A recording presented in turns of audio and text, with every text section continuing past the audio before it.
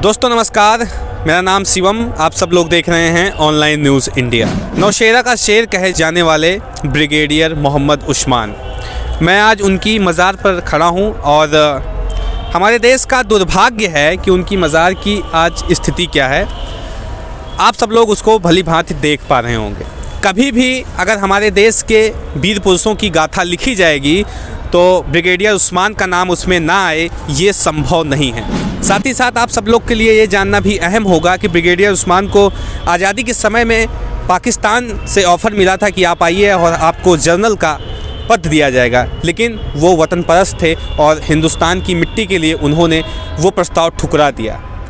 साथ ही साथ जब ब्रिगेडियर उस्मान का 100 राजधानी में आया था तो उस समय के तत्कालीन प्रधानमंत्री जवाहरलाल नेहरू खुद जाके उनके शव को रिसीव किए थे और अभिवादन किया था।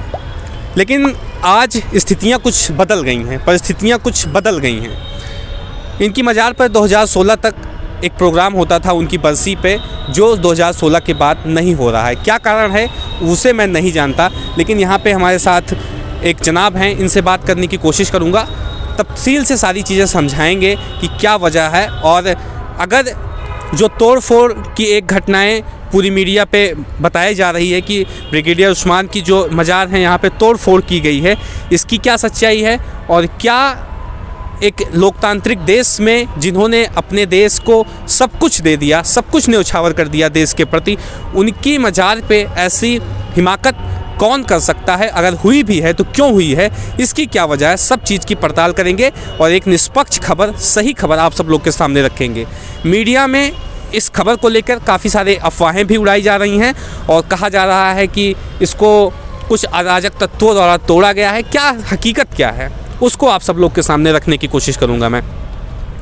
जी सर, आपका बहुत बहुत स्वागत है, और थोड़ा तफसील से सारी चीज़ें समझाइए कि इसकी असली कहानी क्या है, वजह क्या है, और कुछ लोग इसको कमलाइज करने की भी कोशिश कर रहे हैं, तो क्या वजह है और क्या कह सकते हैं आप? ये लगभग पत्थर टूटा है, लगभग 2 से 3 महीने इसको हो गए। मैं यहाँ रेगुलर आता हूँ क्योंकि यहाँ 2 कब्रें इस कब्रिस्तान में देख रहे हैं। ये हमारे देश के ऐसे शहीद थे। ये ब्रिगेडियर उस्मान साहब पहले महावीर चक्र थे, इनको सबसे पहला महावीर चक्र मिला था। ये बलूच डोगरा रेजिमेंट से थे। ब्रिटिश टाइम में ये ब्रिटिश आर्मी से थे।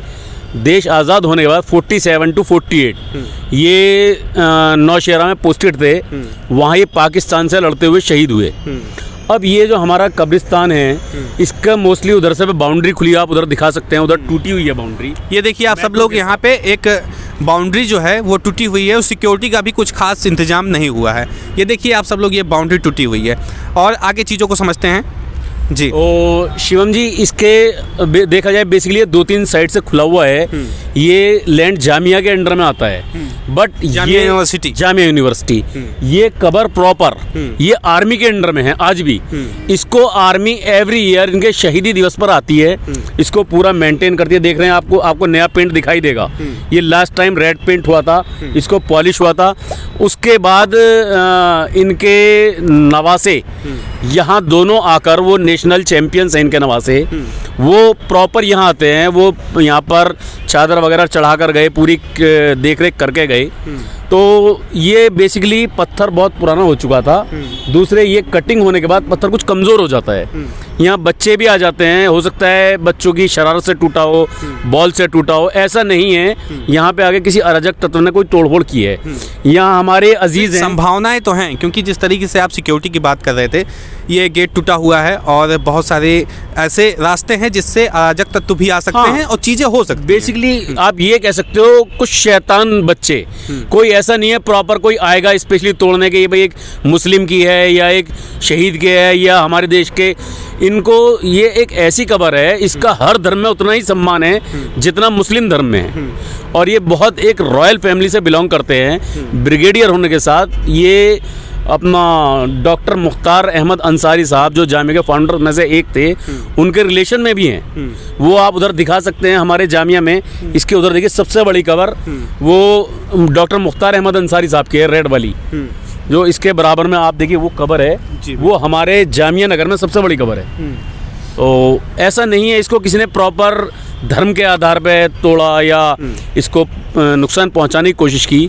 मैंने 3 महीने पहले ये पत्थर सब नापा था कि ये हम लोग अगर पीछे कोई नहीं कराता है तो इसको हम करा देते हैं, बट इसमें आर्मी का दखल है, इसलिए हमने इसको नहीं कराया। आर्मी का दखल तो एक चीज़ हो गई, दूसरी बात दिल्ली सरकार, केंद्र सरकार, दिल्ली पुलिस, इन सभी ने क्या कोई ऐसी इस पे निगरानी करने की चीज़ जैसे आप बता रहे हैं 2 महीने पहले से इसकी स्थिति ऐसे बरकरार है? नहीं, यहाँ कोई किसी तरह का सुरक्षा का दिल्ली पुलिस से या उससे कोई मैटर नहीं है। आज ये खबर मीडिया में चलने के बाद, हाइप होने के बाद, आज हमारे थाने ने इस पे पूरी निगरानी रखी है। उसके पहले कुछ नहीं था? नहीं, हमारे उससे पहले कोई शिकायत का मौका भी नहीं था। तो आज हमारे इलाके के जो बीट अफसर साहब हैं वो पूरा दिन इस पर नज़र रखे हुए हैं। वो किसी को यहाँ, किसी भी अनवांटेड पर्सन को यहाँ आने भी नहीं दे रहे। फालतू की कुछ लोग कोई फर्जी रिपोर्टिंग करे उस टाइप भी नहीं करने दे रहे। पुलिस इसमें पूरा ध्यान रख रही है इस चीज़ का। हमारे बीट अफसर साहब इसका पूरा ध्यान रख रहे हैं, ऐसा कुछ नहीं है। और ये जामिया ने आज इसकी पैमाइश की है, हो सकता है ये भी, और साथ में डॉक्टर मुख्तार साहब की भी, दोनों कवर जल्दी ही रिपेयर हो जाएंगी इंशाल्लाह। जल्दी रिपेयर हो जाएंगे जी। आज पैमाइश हो गई इनकी, पैमाइश हो गई, पैमाइश हो चुकी है। ये 2 महीने से टूटी हुई तो अभी तक क्यों नहीं हुआ? मीडिया में खबर आने के बाद ही ऐसा क्यों? कुछ लॉकडाउन चल रहा था, फिर ऐसी अथॉरिटीज़ नहीं थी, किसको बोला जाए। इनके 89 मेंबर ऑफ पार्लियामेंट हैं, मैंने उनको इन्फॉर्म कर दिया था कि अंकल ऐसे ऐसे आपके नाना की कब्र इस तरह टूट गई है। अब वो बच्चों की शैतानी से टूटी, मौसम की मार से टूटी, देख रेख ना होने से टूटी, उस बारे में कुछ नहीं कहा जा सकता। कैसे टूटी इसका कोई स्पष्ट प्रमाण नहीं, कुछ प्रमाण नहीं है। यहाँ बच्चे भी खेलते रहे, आप देखिए उधर अपना कैमरा घुमाएंगे, उधर आपको बच्चे खेलते मिलेंगे। अब बच्चे इतने समझदार नहीं होते कि उनको नहीं मालूम हमें क्या करना है क्या नहीं करना है। बहरहाल ये धर्म के आधार पर इसको कोई नुकसान नहीं पहुँचाया गया। आप कैसे कह सकते हैं कि धर्म के आधार पर ही नहीं है? देखिए, धर्म के आधार पर अगर नुकसान पहुंचाया जाएगा तो एक शहीद सबके लिए बराबर होता है, उसके शहीद का कोई धर्म नहीं होता। एक खबर आपको, शहीद का मुल्क अगर धर्म के आधार पर पहुंचाया जाएगा तो ये बहुत फैंसी खबर नहीं है, इसी को पहुंचाया जाए। उधर आप देखेंगे बहुत बहुत कीमती काम हुआ, पत्थर लगा हुआ कब्रें हैं, इसी को क्यों?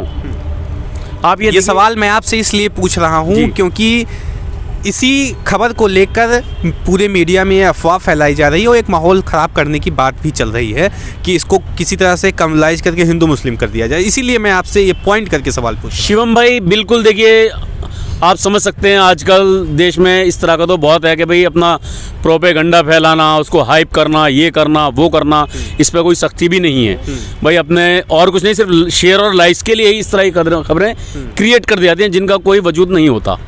शहीद चाहे वो किसी भी धर्म का हो, किसी भी मजहब का हो, कोई भी हो, शहीद सिर्फ शहीद होता है। शहीद का एक धर्म होता है, देश और उसका देश प्रेम। बड़ी बात कही आपने। इसके अलावा शहीद का मुझे नहीं लगता कोई किसी भी शहीद को, आज आप देखोगे भगत सिंह की जहाँ अस्थियां हैं, मज़ार हैं, गांधी जी की जहाँ है, या ब्रिगेडियर साहब की है, सभी धर्म के लोग आते हैं। ऐसा कुछ नहीं होता है, शहीद को सभी शहीद मानते हैं। और वो भी पहला महावीर चक्र और पहली शहादत सबसे पहले देश के लिए शहीद होने वाले ब्रिगेडियर साहब ही थे, जो ऑन रिकॉर्ड है। और पहला महावीर चक्र ब्रिगेडियर साहब को ही मिला। और देश की एक रॉयल फैमिली से है, इनके रिलेटिव्स उपराष्ट्रपति रहे हैं, सब कुछ है। तो मुझे नहीं लगता कोई इस तरह से ऐसी हरकत करेगा।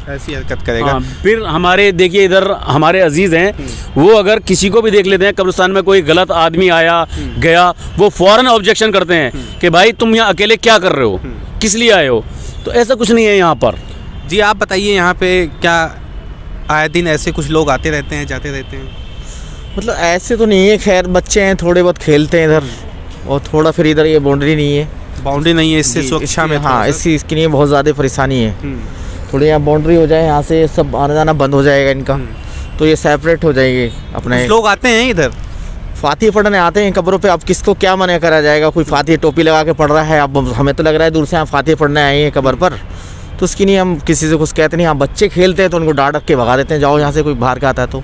बच्चों की बात तो दूसरी है, लेकिन अगर ऐसे कोई लोग आ रहे हैं जो कि चीज़ों को नुकसान पहुंचा सकते हैं तो दिक्कत नहीं। नुकसान वाला है, हाँ, आज तक कोई नहीं आया है जो आके कब्रों को छेड़न छाड़ी करेगा, क्योंकि सारा दिन हमारी निगरानी में रहता है, कोई दिक्कत वाली बात नहीं। यहाँ पे ऑफिशियली निगरानी करने की ड्यूटी किसकी है?